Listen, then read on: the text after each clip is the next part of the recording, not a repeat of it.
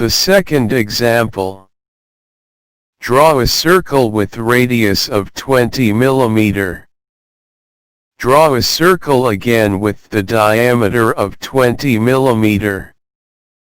Make their relation concentric, coincident, and then complete this.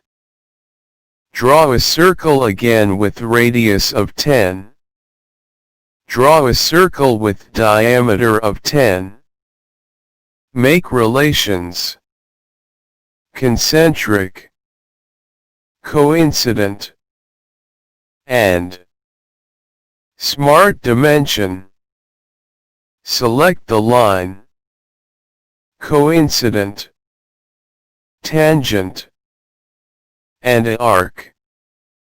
Coincident, the coincident, then tangency again, and radius is 100.